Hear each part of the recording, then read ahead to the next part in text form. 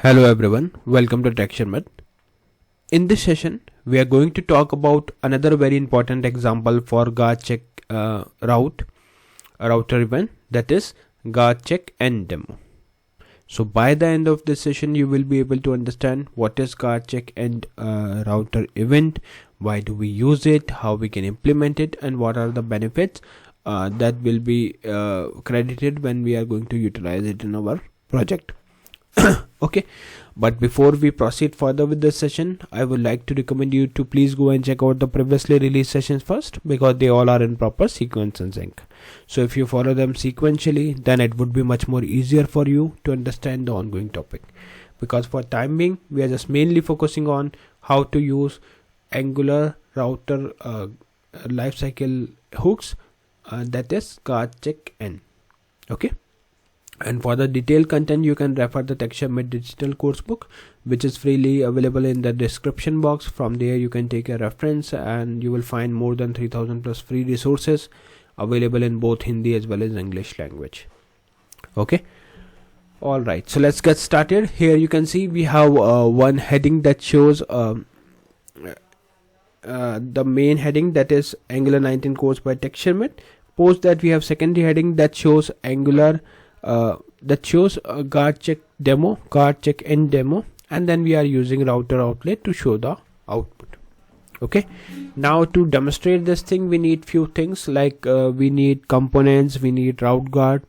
So in order to create the component, you can simply click on this terminal, then click on new terminal, and here once this terminal is open you can run the application. You can create the command by using component by the command ng for Angular g generate c component, and the name of the component is about. Okay, so when you press enter on this command, it will automatically create a component for you. So you can see now once the component is created, now what all things we have changed here. In CSS file I didn't change anything, it is as it is by default. Then HTML file, here just I added one heading that shows about page, and also we have provided one link that will help user to move from one place to another. So basically what we are doing, we are navigating to contact from here. Okay, so this is a link. In spec.ts file, this is something that we never change, because this is maybe we will use in future, but for now this file is untouched. This is all by default. Now as we are using here a router link, so it's time to import it in component.ts file. So just click there, and here I have imported it. Although I have imported common module, but I'm not using it here, but it's fine. Like if you want to import it, you can, otherwise you can skip this. You can just import router link. Okay, and once it is imported, always make sure that it is added here as well, router link, otherwise it won't work.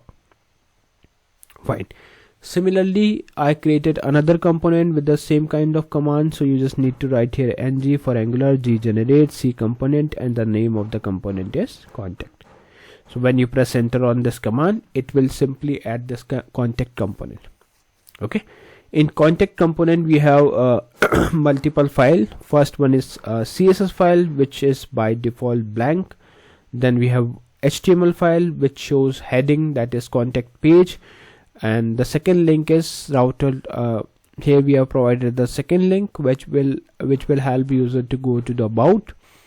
Okay, then we have spec.ts file as it is, we haven't changed anything here, and then we have contact.component.ts file which shows where we have just imported the router link. Okay, all right, so far like we have added everything as it is. If you remember in last session also we implemented the same code, because this time we are talking about the router, we are talking about the GuardCheckEnd demo. So that's why like we have to follow the similar steps again. In the end, like we will just add one check for the router end, GuardCheckEnd. Okay, fine. So component wise we are good. Now it's time to define the it's time to create the guard file. So to create the guard file, you just need to write here ng for Angular g generate g guard, and then the name of the guard, let's say simple. So when I press enter on this, it will automatically create these two files for me. So actually, like when we press enter on this command, that is ng for Angular, g generate, g guard, and symbol of the name of the guard, and press enter. So it will ask one question like what type of guard you want to create. So I just created one CanActivate type of guard, and once it is added, you are good to see these two files. Now here I have I didn't change anything in the spec.ts file. This is as it is by default. Another file is simple.guard.ts file, where I have noted down few things. So you can see console.log that shows guard check is happening, and we are also returning true, which is for always allow access. Okay, so yeah, these are the few things that we are supposed to add here in this file for simple.guard.ts. Now we are ready with the component. We have guard file, so it's time to do the configuration. So to configure the route, you can go to app.route.ts file, where you will find a array. In that array you can write everything accordingly. Let me show you the file. This is the file app.route.ts. Inside this we have this square bracket, and this square bracket also comes blank. So after that I added these things. The first thing is I set the default route. So path is blank, redirect to about, path match as full, then a comma, then we have second that shows path about, and here I have added the component about component. Likewise we have contact component. In case of contact component, we are also using the guard, that is CanActivate. So I just added the guard name, that is simple guard, and this name is coming from this file. You can see simple guard. Okay, so in route.ts file, always make sure that your components or the guard whatever you are using are imported properly like this, otherwise it won't work. Fine, so we are good with this file. Now it's time to modify the app.component.ts file, because there we are checking all these basic stuff. So let's go there, and now you can see there is some new code also. I'll tell you what is this.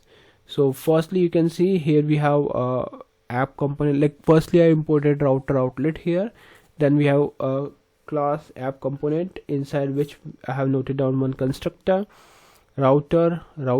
This should be imported. Then we are checking if this .router event.subscribe event, if event instance of GuardCheckStart, then we will show GuardCheckStart file for the route and then the name of route. So this is something that we already implemented in last session. Post that we are checking if event instance of GuardCheckEnd, then we are printing one message to the console that GuardCheckEnd fired for route, then the name of the route, and also it shows should activate. Okay, I'll tell you what is this, but it is this piece of code is new that we added in this session, which is taking care of GuardCheckEnd. Okay, now to verify this thing, let's run the application ngserve --open enter. Just wait for a few seconds and it will show you the output in the application.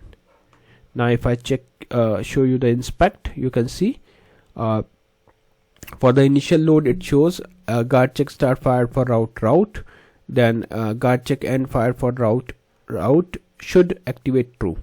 When I click on this contact, you will see that it shows GuardCheckStart fired for route contact, GuardCheck is happening, GuardCheckEnd fired for route contact should activate true, and in case of about, it will just show that fired for route about should activate true. So basically this line should activate true, what it is exactly doing. So this line is missed. So if someone asks you what it is doing, so event should activate inside GuardCheckEnd tells you whether the navigation will proceed, that means true, or be cancelled, that means false. So depending on the guard, what guard returns, so we are returning true, that's why it is returning true, otherwise it will return false. Okay, so I hope this entire session is clear to all of you, and in the upcoming session we will discuss few more things. Meanwhile, you can watch and practice these sessions, and if you have any queries, questions, or suggestions related to this, you can reach out to me through the comment section. So I would be more than happy to answer your queries there. So yeah, that's all for today. See you in the next session with new topics. So thank you for watching Tech Sharmit.